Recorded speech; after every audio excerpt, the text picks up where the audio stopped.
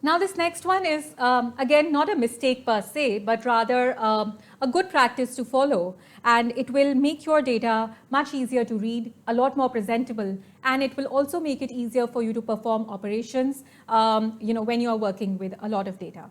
And this is mistake number 9, which is you don't format your table. Let me show you what this means on our Excel sheet. If you look over here right now, these headers, which are right on top of the sheet, have not been demarcated in any way by the rest of the data.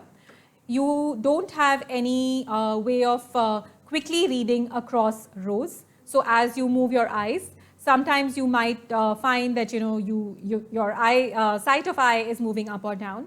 And an easy way to fix this is to just select your data, and you can either press Control T, or you can say Format as Table. And let's pick something which is easy. How about this one?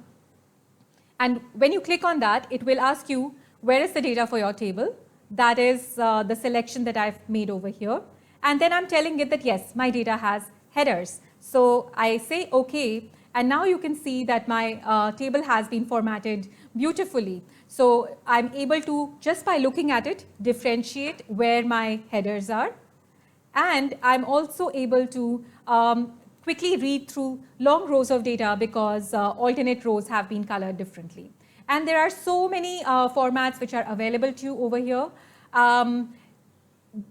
Because this is just a course where we are talking about these mistakes, I'll not really go into all the benefits of working with tables, but suffice to say that data formatted as a table just makes it much, much easier for you to perform operations.